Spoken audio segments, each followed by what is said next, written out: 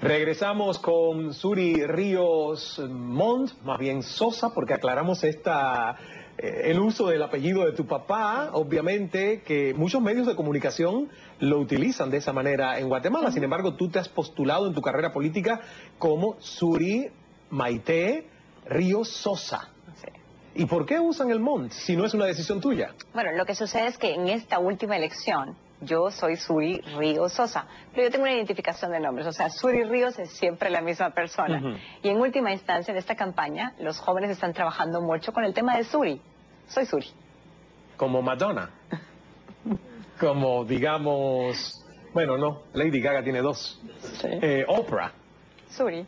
Suri. Suri. Muy bien. Sí. Me gusta eso, ¿sabes por qué? Porque una palabra es un concepto y define una imagen en cuanto a mercadeo y todo este tipo de cosas. Ahora, hablando de reglas constitucionales, y quiero que me expliques esto y la audiencia internacional, esto es muy interesante. En Guatemala la Constitución tiene ciertas prohibiciones de consanguinidad e incluso en el caso de la primera dama no es consanguinidad, sino que es simplemente la esposa del mandatario saliente, y creo que también hay una prohibición en ese caso. De afinidad. Exactamente, por afinidad. Ahora, empecemos con el caso de Suri, que ya ni el apellido hace falta, como me has dicho.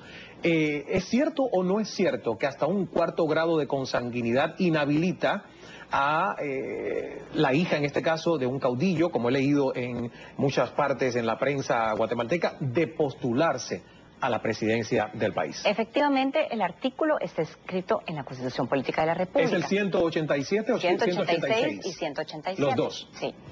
En el año de 1989... la esposa del presidente Cerezo quiso ser candidata a la presidencia. Él estaba en funciones.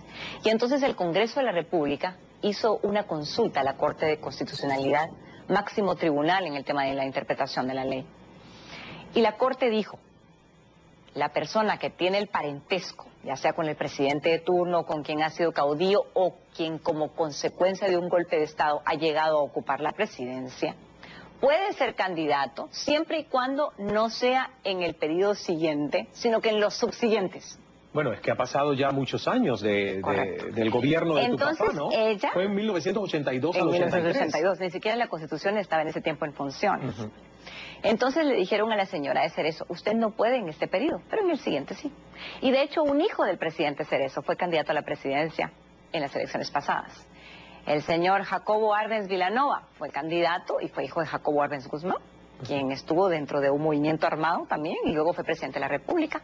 También don Luis Ernesto Sosa Ávila fue candidato a la presidencia. Son casos que tienen relación con los presidentes y han sido inscritos siempre y cuando no sea en el periodo subsiguiente en el que está ejerciendo función pública el pariente. Claro, ahora, hablando de este otro lazo de afinidad, en el caso de la primera dama, ¿qué dice la Constitución? ¿Se puede o no se puede postular Sandra Torres? Bueno, ni siquiera a la luz de la opinión ella podría, pero será algo que la Corte de Constitucionalidad tendrá que decirle a ella y dictaminarle, ¿no es cierto? Pero a la luz de la opinión de lo que dice la Corte de Constitucionalidad, ella no podría ser candidata. Eso habría que verlo, porque todavía no se ha definido públicamente. Pero ¿y por qué todo el mundo la tiene en encuestas y todo, si no se ha dicho, digamos, que ella sí se va a postular? Bueno, ella no lo ha dicho. Ella no lo ha dicho, por eso Ella no lo ha digo. dicho, pero miembros de su partido, algunas personas cercanas han indicado que la estrategia es trabajar porque ella sea la candidata del partido oficial. Y por eso ya salen las encuestas y todo. ¿Te preocupa, por ejemplo, que ella es la otra mujer contrincante y hasta ahora en las encuestas, o la encuesta más bien que yo he visto publicada en el periódico de Guatemala, Sandra estaba bastante por encima de la opinión pública a favor tuyo? No me preocupa porque el 60% de los guatemaltecos en esas encuestas no ha decidido por quién votar. Okay. Y es un alto porcentaje. O sea que son gente que está indecisa y que puede cambiar en el transcurso de todos estos meses. Y no dice por quién va a votar. Uno. Y dos, porque yo tengo mucho tiempo de trabajar con los hombres y con las mujeres. Sé lo que son los pactos, sé lo que son las alianzas, sé lo que es servir al país. Yo no estoy promocionando mi trabajo en los medios de comunicación. Yo trabajo porque el pueblo con sus impuestos me paga su salario, el salario mío. Entonces, ella está haciendo una serie de decisiones porque no conoce lo que es la cuestión política. Vuelvo al tema que me taladra la cabeza porque me has dejado con una intriga. El partido que está en el poder une el partido de Álvaro Colón, de Sandra Torres, también su primera dama, que se postularía. ¿Es uno de esos partidos a los que te estás refiriendo que es financiado por el narcotráfico y el terrorismo?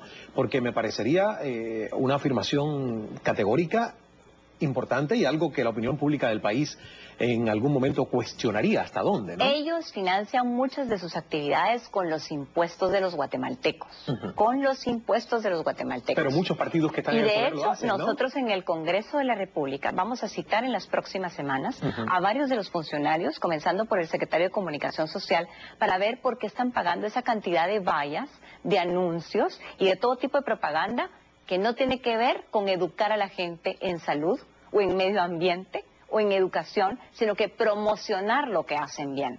Y eso es lo que te decía hace unos minutos. Si ellos tienen obligación de trabajar, para eso les pagamos, para que trabajen, no para que se promocionen. Entonces, sí, mucho cuidado. Y si otros lo han hecho, pues está mal hecho. Pero hoy estamos nosotros aquí para denunciarlo, porque precisamente somos esa generación de cambio, esa fuerza joven que quiere hacer las cosas diferentes. Vamos a hacer una pausa con Suri Ríos y cuando regresemos, porque es noticias en este momento lo que impera en el programa, quiero que me digas cuánto gana el presidente de Guatemala. O sea, ¿cuál va a ser tu salario? Y si yo pienso que es realmente por devoción pública, porque evidentemente ya lo llevas haciendo 15 años en el Congreso, ¿y de dónde entran los otros dineros? Porque en Centroamérica nadie se queda con un salario cuando llega a la presidencia. Hacemos una pausa y regresamos enseguida. Tiempo de noticias.